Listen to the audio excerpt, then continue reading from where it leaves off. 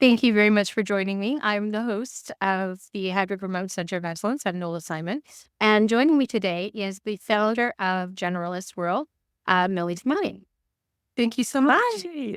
Oh, No, I'm so happy to be here. because it's really exciting. And Milly is a really interesting person. Currently, she lives in a tiny island off the coast of Scotland, but she's actually from New Zealand. Do you want to give us a snapshot of your life? I'm quite sure you can capture more succinctly than I can. A snapshot of my life. Yes. So grew up on a farm in New Zealand, grew up milking cows, realized that the farm life wasn't for me. And I didn't want to marry the neighbor and have a bigger farm. And I was like, I wonder what else is out there in the world. But I had that question, right? What do you want to be when you grow up? What do you want to do? And I had absolutely no idea, like most 16 or 17-year-olds. So I ended up going to university and studying teaching because to me, that kind of seemed like interesting. It could like flex across lots of different domains. The generalist thing is coming through early here. And so, yeah, I am a fully qualified teacher. But when I got my degree, I realized that I really didn't want to be, I wanted to explore. I had grown up in New Zealand and I knew that there was a big wide world out there. And I had this burning desire to get out and experience it and explore it. And so that kind of kicked off what was meant to be a 1 year trip that was 12 years ago of this exploration. And so I booked a 1 way flight to Berlin and I became completely obsessed with new things, new cultures, new languages, new experiences, new jobs, new people. And I have, for the past about 10 years, I have been building businesses around the world. I worked as a tour guide for many years as well, which seems like unrelated to anything, but it actually formed like the basis of my skill set, which is like bringing people together, creating experiences, building something out of nothing, being like really people focused. And yeah, I fell into the startup world in 2017. There was a new startup kicking off out of the Philippines, and they asked me to come out and be like one of their first employees. That was my first dip into the startup world. From there, I learned everything I knew from them. And then I realized I can probably just go and do this myself. So I launched my first business in Australia. And then I've been building my own businesses ever since. That's a Why really did you end up in Scotland? Particularly kind of. Yeah, so my on the travels, I met my now husband, and he's Irish, but we were living in Ireland for a while, actually, in the middle of COVID. And like everyone in COVID, we were like, what are we doing with our lives? What are we going to do next? And a job came up to come and make whiskey on this little island. And we were like, we're yes people. We were like, sure, let's move to this little island and figure out how to make whiskey. And he doesn't actually work that job anymore. He works in a completely different industry, in the climate industry. But we decided to stay. And now we are so embedded in the community, it's like impossible to leave. That is really cool. And that's the thing. That's what I find interesting about you. You have this ability to do things in person and make an impact in your immediate community, but you also connect people globally around the world. You've got what, 71,000 people following the Generalist World newsletter. Yeah. How many people are members? We've got, I think, around 650 paid members. And yeah, I think it's about 80,000 in our like wider network. So that's across socials and newsletter. But like, it is amazing. The generalist conversation, like when I started this thing a couple of years ago, it wasn't cute. It wasn't cute. You'd say the word generalist and you'd get like a dirty side eye. Like, why would you want to associate with that? And I was like, why would you not want to associate with that? I actually couldn't understand. I had such a contrarian view to it because from my experience, people who had this generalist skill set were amazing. Like they had so much to bring and they had the most interesting careers ever. And I just couldn't understand why the world saw this really differently. And it's like anything, it's easy to say now, oh yeah, now we've connected all of these 80,000 people across the world. But it didn't start as that. It just started as one or two or three. And many of those people are still within GW and within my close circle.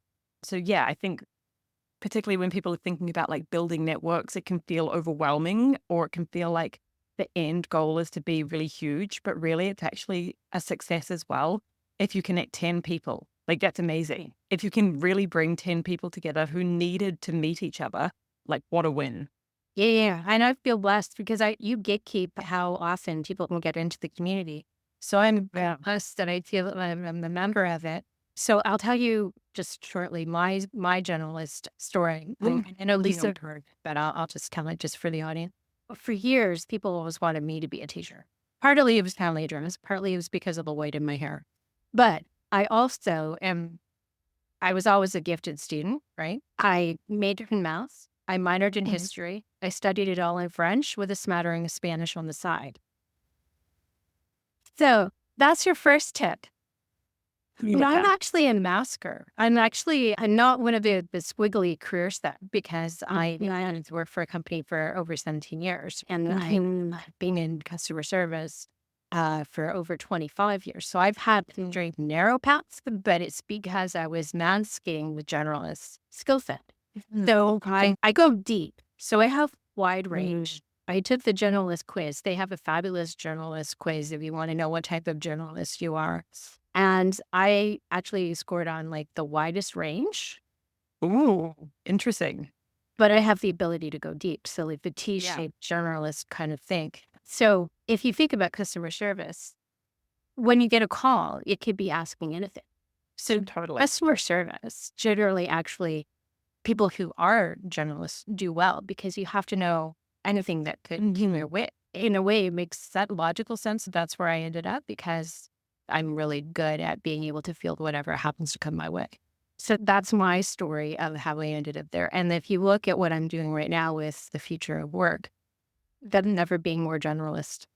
It it could be it could be everything that needs to be addressed to really develop a future of work that's going to help people thrive and businesses succeed. Yeah, that's my story. And that's why I was drawn.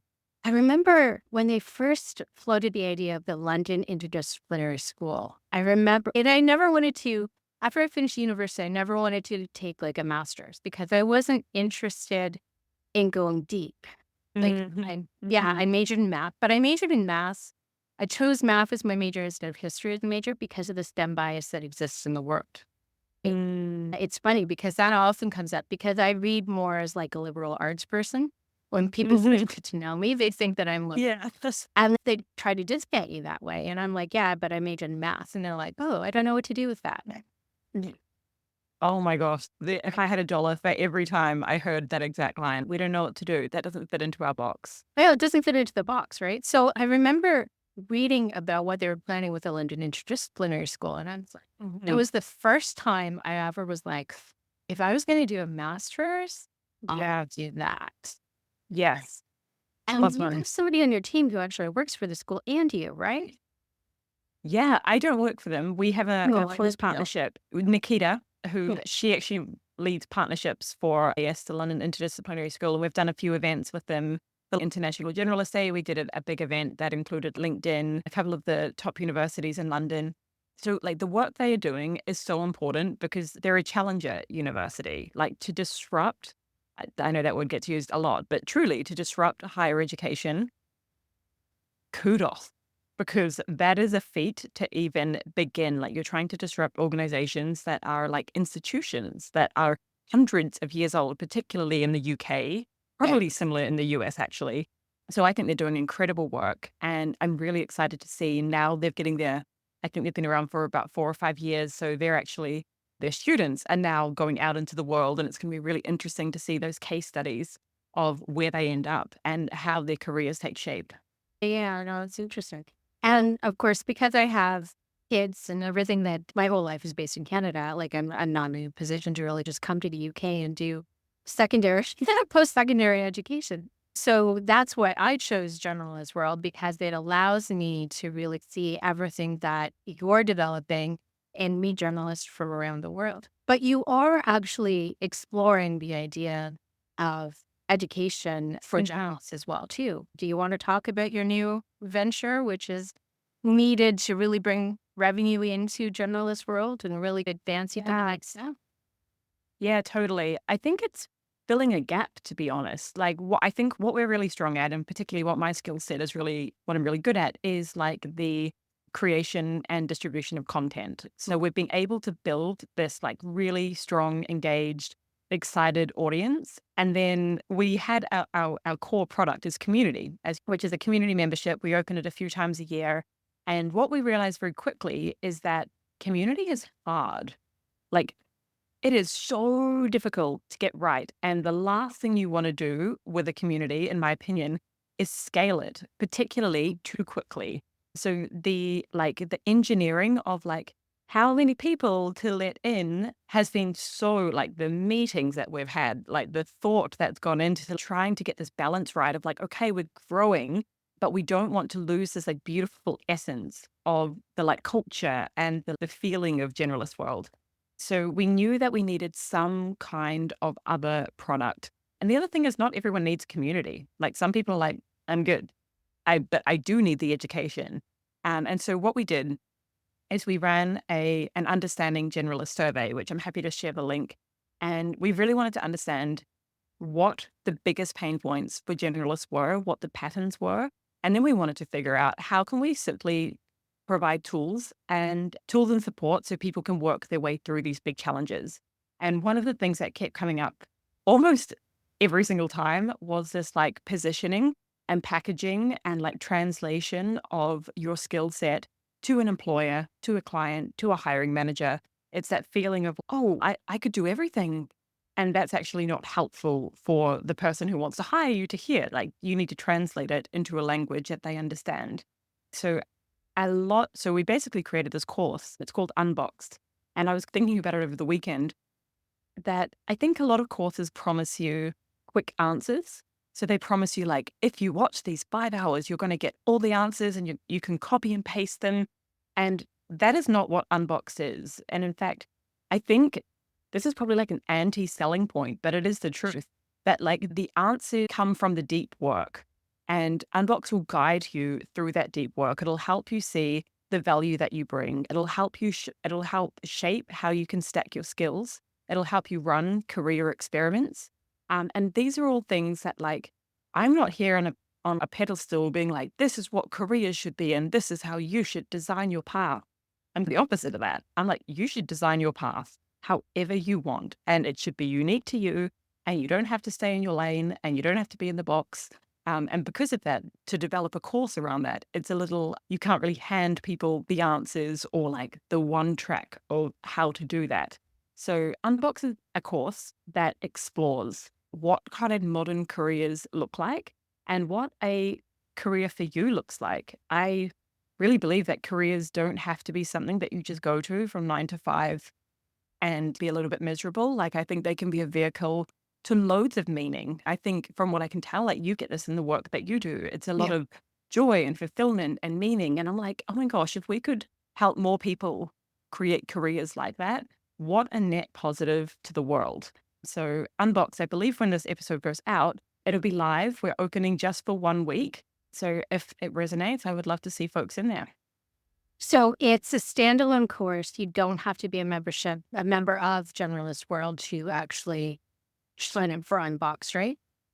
Correct. If you just want the course, you can purchase the course at any time over the next week. But we are going to be offering, because basically every time we open the community, it sells out. So we are going to be offering, if people really want in for our February 2025 cohort, you can reserve your spot. You can get it now. And that will mean that you absolutely get a spot next year. But if you're not up for the community, no worries at all. You can just opt in for the course. And that will be available.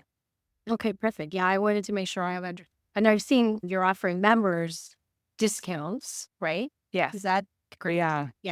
Yeah, that's something that you can find out in the community if you happen to be a member. Yeah. GW perk. We love them. Exactly. That's right.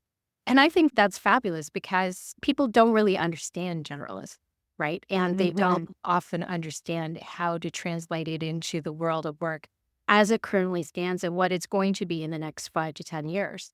Everything is being disrupted. And you think about AI.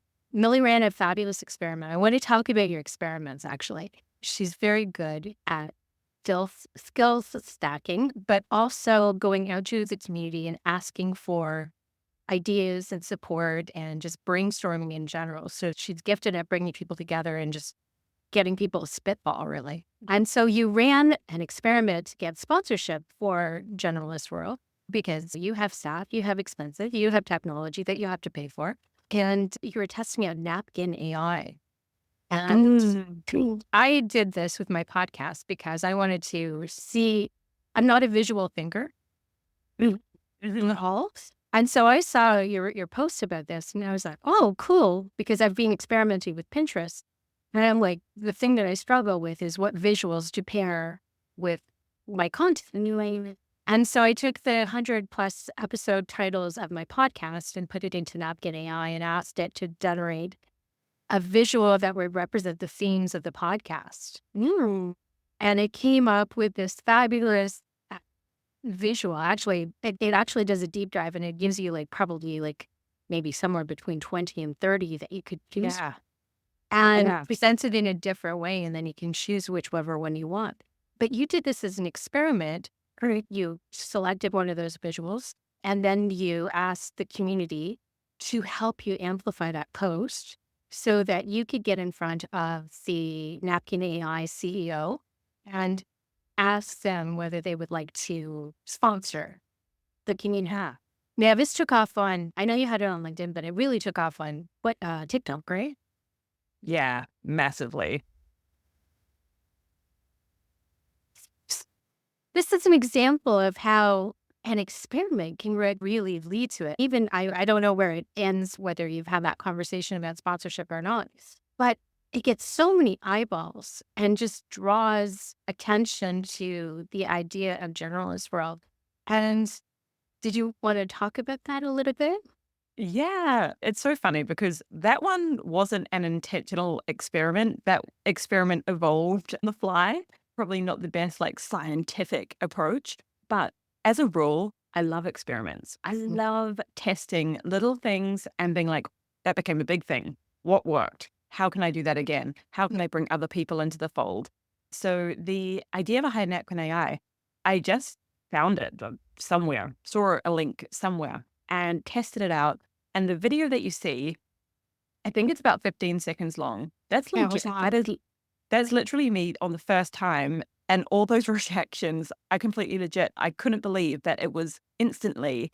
I am a very visual thinker. And so for me, it was like Christmas, seeing these things instantly be created, these graphics. And so I posted it.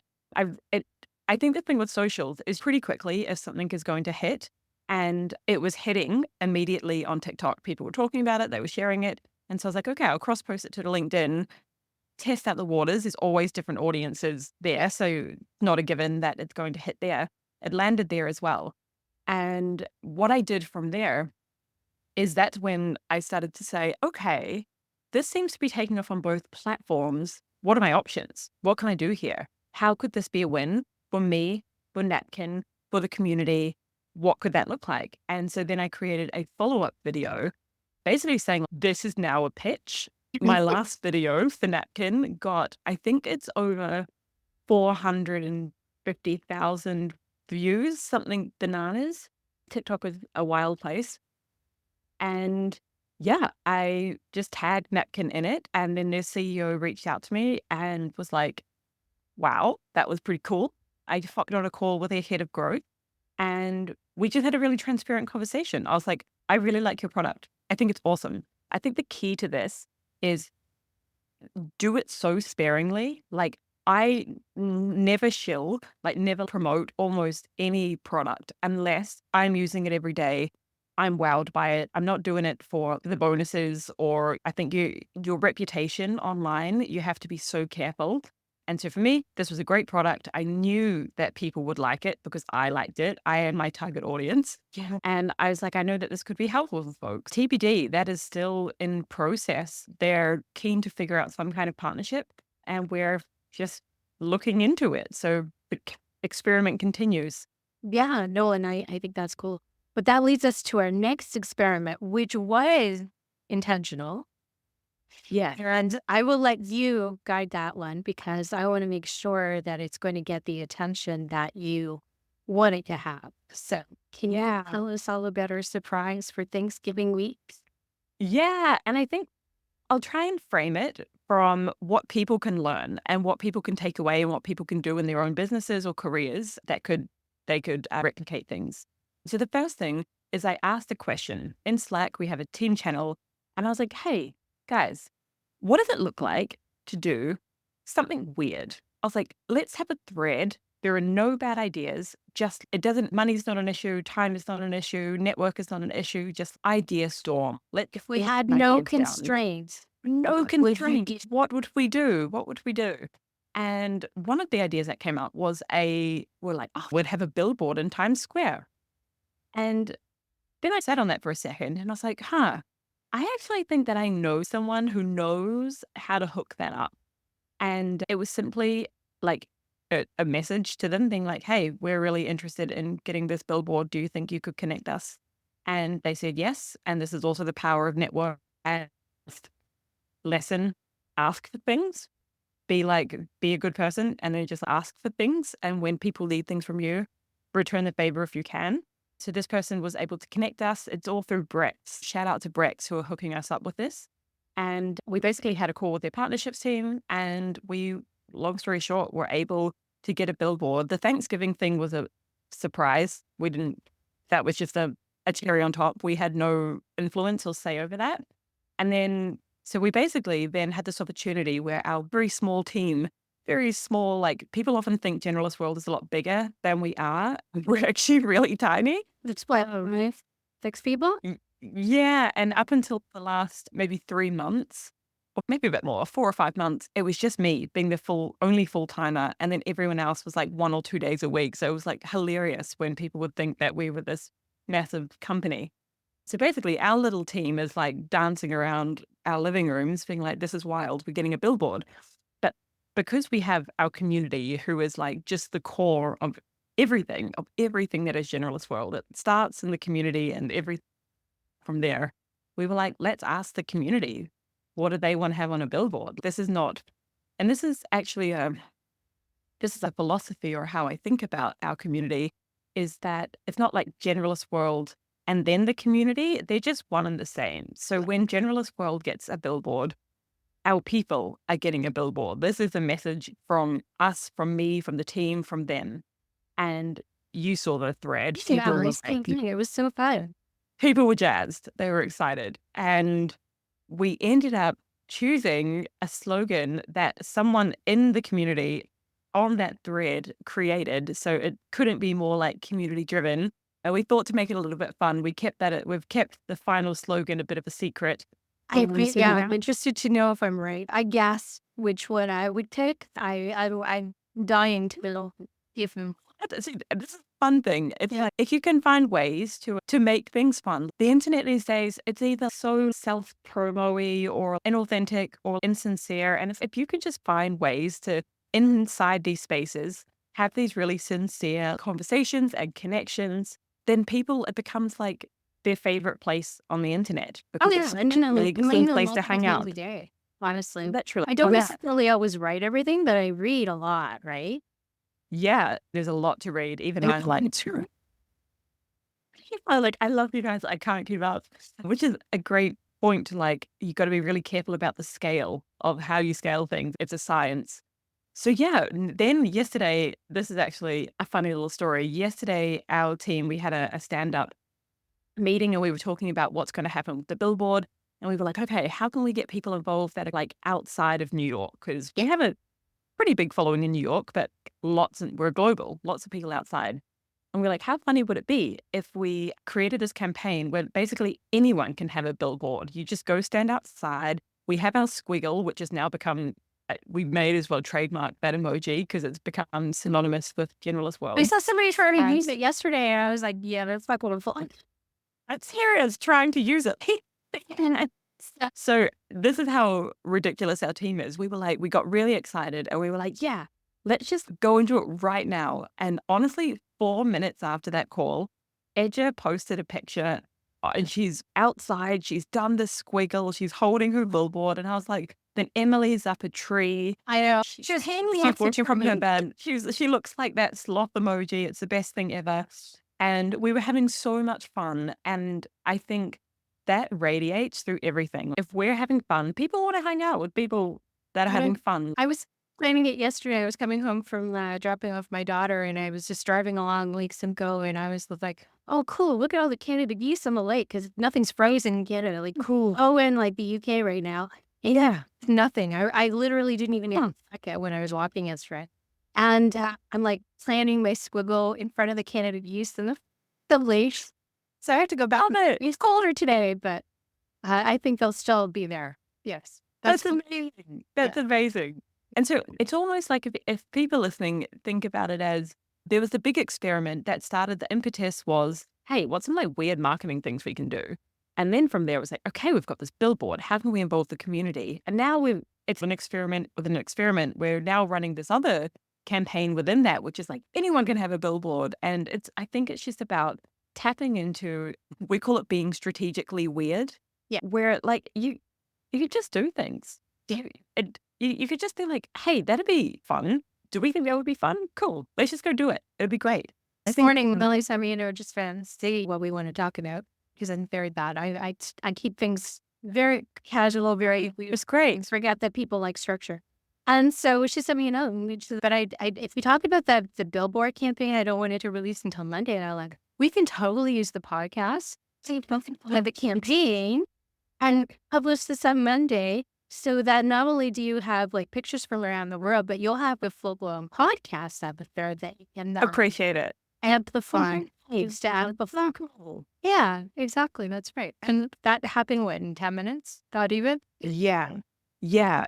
We have a saying at Generalist World, what if it were as simple as Yeah. fill in the blank? And I think everyone complicates things so much. Just turn it down, take a breath, take a step back. What is the simple version? And the simple version is being like, cool, let's hop on a Zoom, record, let's publish it on Monday. Simple. Yeah, exactly. Because you actually published with your sleeve of the revenue challenges that you've had for Generalist World. You mentioned, I'm on my bucket. And that's how that, because I'm like, Millie, do you want to come with? Let's hear it. Yeah. And that is another experiment. Yeah. Actually, for context for listeners, I realized my whole thesis is to build in public, and not just build, but to learn in public. I am not out here being like, I know all the answers at all. I am very much, I'm figuring it out, doing pretty well, having a lot of fun on the way, and I will share as much as I can so that you can figure it out too. And I realized that I had been so caught up in the operations of Generalist World that we've now got a small team that comes with payroll and all that kind of scary stuff, that I'd lost my magic a little bit of the transparency building in public. Basically my rhythm. I'd lost my building in public rhythm. And I wanted to make sure that particularly the GW members had that access, had that insight into what Generalist World is, where we're going, how they can be involved, and how it all fits into the bigger picture of this future of work, because so many people within the community really care about this stuff. And so last month, I was like, okay, I'm going to experiment with an email just for Generalist World members. And it's going to be like a behind the curtain. It's going to be like raw, vulnerable, if that ever deep on I think I called it a little letter, which was completely incorrect because It wasn't little. it was really lost. Yeah. But it was the best thing I read last month. It was really the best thing. I mean, your writing ability is why I'm part of the community to begin with. Like, you just capture the heart with everything that you're able to write and convey. And like that personally is your true gift from my perspective. So that, I read that and I was immediately like, Millie, you need to be in my podcast. Yeah, literally. Actually, you replied to that email. That's how And just a note on the writing, because I think that's really important. We have what I call like a writing culture at GW, where every single person on the team is a brilliant writer. And that's not by accident. That's by design, because to be a brilliant writer, and when I say brilliant, clear, they are able to be really clear and they can execute really well on their like writing needs. And the reason I obsess so much over that and really look for that in hires is because it just means they're great thinkers. They're really clear thinkers. If they can really think things through and then write it down so that they understand it. And communication, right? Like, particularly with AI going like everywhere, being a great communicator is going to be everything, whether you're communicating with people or machine learning.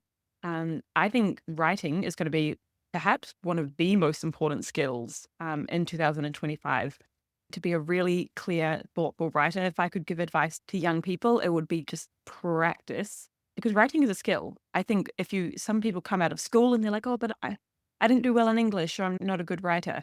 You can learn. You can learn to be a clear writer and a clear thinker. And in fact, a lot of the lessons that you learn in school aren't going to serve you, particularly in the world of like business and startups and tech, those very like structured sentences. It's more about finding your voice and having an opinion. I think a lot of the stuff I see, particularly on socials these days, is almost like lukewarm. It's like people have lost their stake in the ground, or hey, this is my opinion. And then particularly on LinkedIn, I think we've also lost our ability to like debate and actually just have differing opinion. That's like a little bit of an echo chamber, which I do try and challenge my posts.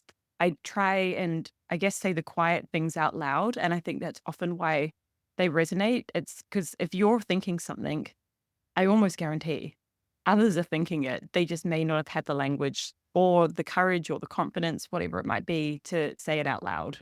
Yeah. Oh, yeah, absolutely. And honestly, I started the podcast in part because I wanted to challenge myself to become a better listener. It wasn't necessarily about, yes, there's a speaking aspect to it as well too, but what I wanted to learn from podcasting was, how do I ask better questions? How do I ask deeper questions? But how do I listen better? Because I like thinking. I like my own thoughts. And I found that I was interrupting people. And that Yeah. was something Yeah. that I wanted to actually train myself out of. And I wanted to do it in such a way that I was doing it publicly to hold myself accountable. Mm. But I wanted to be able to learn, and I wanted other people to be able to learn from me as well too, which is why I did it publicly in a podcast. Amazing. Kudos to you. And you just named it, but I was like, Nola, that is an experiment. This is the career. Like all of these things, the more I think about it, the more examples I see. People are just running these little mini career experiments, and they don't have, maybe the podcast lasts for 10 years. Maybe it lasts for 10 months. Doesn't matter. You're learning skills along the way. You're becoming a better listener along the way. And just like kudos to you for having the self-awareness of, hey, I actually think this might be a skill that I could sharpen, that I could hone. What's a cool way? What's an experiment that I could run that would help me sharpen that skill? So I think that's really brilliant. Yeah. And going back to how long did the podcast last? You are like the second to last guest. I have one more person. And then next year, I want to look at all of the episodes that I've done and think about what I've learned from them. And then I dig deeper. So I'm not going to do any guests next year, but it's like, Okay. how do you take the knowledge that exists in 100 episodes and then do that deeper? Right. So I'm thinking maybe essay type zones where I'm connecting. I'm meaning that we learn from like various episodes to actually deepen and connect and see what avenues we can actually go down. So I might actually only release like 12 episodes, like one a month next year. But the goal is really, it's not necessarily more, because more can just be noise, right? So what is it you've learned?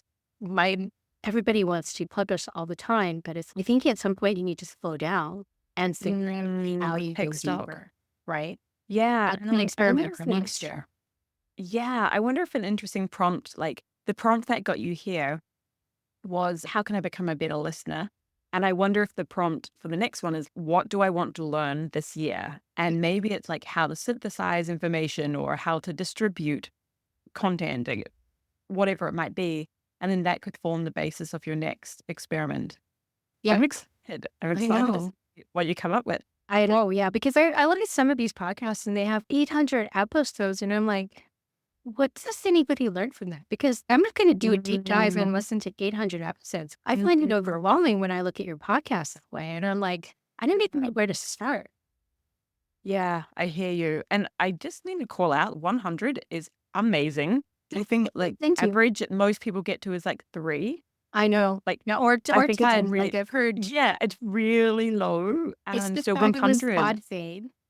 the consistency is fantastic. And just while it's on my mind, you mentioned about asking really good questions, which I think you've done in this episode. And one resource I just love to call out, because it has been like I don't want to say life changing. People throw that word around, but it's a book that will stick in my soul. It was actually recommended to me by Robert Barris, who is in GW. He's a GW OG. And it's called A More Beautiful Question. And I can't remember the name of the author, but if you look up A More Beautiful Question, it's all about the importance of questioning and how like the right questions can be like transformative. How if leaders can ask better questions, that's how you unlock almost everything. And it actually ties into the communication piece as well. So if listeners are like avid readers like I am, I would strongly recommend trying to get your hands on a copy of A More Beautiful Question. Okay. Yeah, no, that's a great answer. I the Michael Bungay Stainer has a book on questions as well too. He's a Canadian coach. So yeah, I'll look for that one as well too. Because that is guiding you too. But you get information from everywhere. And that's actually something. There's one person I would adore to have on my podcast, and I haven't managed to land her. Her name's Amy Herman. Do you know Amy? Mm-mm. So she actually is an art historian. She started as a lawyer. She became an art expert. And what she does is she teaches about how to observe from art. So she actually teaches the FBI, CAA, police forces around the world by teaching them how to actually interpret art. She's an art historian, like Amazing. yeah. And so she has two books. It's called her company is called The Art of Perception. And her second book was called Fixable. So if you're looking for books to actually amplify how you perceive and how you question, those two I recommend. And especially for me, I'm not a visual thinker at all. I'm not an artist. I peaked at kindergarten. And for me, doing that kind of work that really stretches my brain to think, how do I think differently and ask questions in a different way? I lean into my weakness. Right?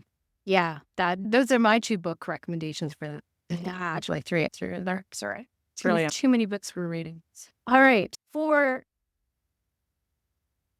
the big uncomfortable question, where do you want Generalist World to go? Like say we're talking like 2030. Where do you think Generalist World will be? What have you achieved? What would make you thrilled beyond belief? Thrilled beyond belief would be to have like systematic change. So change within our organizations. I think we've done a pretty darn great job on the generalist side, on building people's confidence, on giving them language, on bringing them together, helping them feel like validated and seen and heard. And now our next big, giant, enormous hurdle is on the systems side. So that's where do generalists fit in organizations? And how can organizations actually leverage their generalist talent, not just squeeze them into this box of, okay, this is your very narrow role. How can we create basically, how can we create amazing pathways for generalists to lead these careers that are like expansive rather than narrowing? Because not everyone wants to go to a narrow point. Some people, like me, I want my career to keep expanding. That makes me really excited. But there's no obvious pathways apart from entrepreneurship would be one way to do it, which is probably what drew me into it. But I think there's a real opportunity for organizations to get on board as well and to create these pathways for their generalist talent, which they absolutely have in their org anyway. They just don't know how to promote or retain or frankly support that talent diversity. So in 2030, I would love for it just to be like almost not even a thing, just like normal for this to be a talked about, acknowledged, valued thing in organizations, that there is this cognitive diversity and that it's really important to actually recognize that and see generalists on a level playing field as specialists and see that even though our skills are different in the sense that they can be a lot harder to measure and we can often like play in the gaps between like departments and stuff, that they're incredibly valuable. That would probably be my answer. Very cool. The lattice, not the ladder. Yes, The connections. Yeah, Not the straight and narrow. Yeah, I live. absolutely. But yeah, there needs to be a lot changing. And he thinks that AI can actually help with that. Because I've done several podcasts actually about AI use in hiring and how AI can be used to identify skill sets that you don't even know that people actually have. Do you think that AI can actually be the magic that actually unlocks the generalist skill set, depending on how Um, it's used? yeah, great question. There's in there. My thesis is that generalist thinking plus generalist tooling, and by tooling AI tools really, is the unlock for everything. When you give generalists all of these tools, which make their workflow so much more efficient and more creative, and give them space, for me, that's where like major innovation is going to happen. But in terms of the recruitment side, I would say there is a lot of people trying to figure it out. Recruitment is just a beast in itself. Like we're talking about like human resources when you think about it, like even in the name, like maybe we need to have a little bit of a rebrand there. I don't know. I'm an eternal optimist on all things, and that also includes AI. I know it comes with potential like really questionable like challenges and ethical challenges as well and implications. But on the whole, I think that it can be a force for good. How that like tangibly plays out in recruitment and in the workplace, we'll see. I know that there's a lot of people really trying to crack that code because I think if there's one thing we all agree on, it's that the way that we hire doesn't really work. The system is pretty broken. The old CV, 1,000 people applying with a A4 piece of paper. I think we can probably do a little bit better than that, but we'll see how it plays out. I think the next 5 years are going to be exceptionally fast moving and fast changing. Like, just, I'm not sure how often you're using AI, but I am using Claude all day. Yeah. All day. I am like jamming me and Claude. It's like my bestie. I can't remember what life was like before Claude. And like, Claude is probably like the equivalent of a 3-month-old. Do you know what I mean? Like, Yeah. it's changing so rapidly, so quickly that I think I'm grateful to have spaces like Generalist World because what we're stepping into, if anyone tells you they know what it is, they're just lying or they're guessing. Like no one actually knows what's coming. And so to have spaces like GW means that you're with a group of people who there's a deep sense of safety and a deep sense of trust and a sense that, hey, we're going to figure this thing out together and we're actually in a better position because we've got each other's back, because we're in this circle with each other. And even though we don't know what's coming, collectively, we're stronger. Yeah. And that's what makes me really excited about community. Yeah. Yeah. And I just wanted to bring a brief shout out to one of the things that happens in Generalist World, and I haven't been brave enough to do it, and that is the hot seat. So I've attended two as a guest. And what hot seats are really is people come with questions that they really want eyeballs on, that they, a lot of times it's personal. How do I get a job? How do I transition my mom? How do I position myself? How do I identify like the top skills? How do I stack them together and tell that story? A lot of times that's what the hot seats are, but they are intense. That boy, do people come away with Yeah. honest, open feedback, lot to process. That's why I haven't been brave enough to actually try it. Yeah. What's the most amazing thing that you feel about hot seats? I think the most amazing thing is that it is one person is in the hot seat. So one person comes usually with a specific challenge or problem or sticky thing that they need support on. And the beauty of Generalist World is you have this diversity of people and skills and backgrounds and ages and locations. And so you're getting again, it's a safe place to be like, hey, I'm feeling a bit vulnerable here. I've got this problem or challenge. I need help. And then you're getting all of these insights. And I think my favorite part of it is that even though the person who called the hot seat is getting helped, everyone is learning. Like every hot seat I've ever been on, I'm like, huh, hot dang. Like no one leaves a hot seat without learning something, even if they are not the one with the challenge, even if they're not the one in the hot seat, everyone learns. And so it's again, just so many examples of community where it's just a net positive, where if you bring these people together in a space, and shout out to Edja, who's our community events and ops person, she runs these hot seats like clockwork. And yeah, she's created these spaces where it's a difficult thing to do, to create a space where people know that they can actually show up and be vulnerable. Like we've had some We've had some deep hot seats where it can be professional, it can be personal. It's usually a mix of both because life exists like that. It's complex and messy. And it's just really amazing to have this space, which I don't know, it's kind of like a group therapy session, but where like, I think the hot seats are where the most transformative change happens for people. If they commit to that hot seat and they come along, that's where things can really shift. And it's just super cool to be a part of that. Yeah. Yeah. It's very vulnerable to do. And yeah, it will do it at one point, but yeah, it's No pressure. takes a lot to actually do it. But anyways, one of the most interesting things I find about Generalist World. Yeah. So is there anything else that we haven't covered that you want to make sure that we're talking about? This has been such a fun conversation, wide ranging, interesting. So no, just like if this resonates with people, come and say hi. We're a very friendly bunch. We've got wonderful people like Nola in the community. And so if this resonates, the thing is the great thing about Generalist World from a product standpoint is people either like deeply resonate with it and they're like, what? Like, where has this been all my life? Or they're like, I don't get it. I have no idea what this doesn't apply to me. I fit in and it's all good. So like people can like opt in or out pretty easily. So if people are listening to this being like, I'm in the opt-in camp, come and check out www.generalistworld. And yeah, would love to meet you. We're very active on LinkedIn and TikTok to a point. So come say hi. Yeah, that's how we started chatting. So it's fun. Yes. Community people are cool. Thank you so much for joining us. And we'll make sure that we put everything in the show notes. Yay. All right. Thank you so much, Nola. Thanks.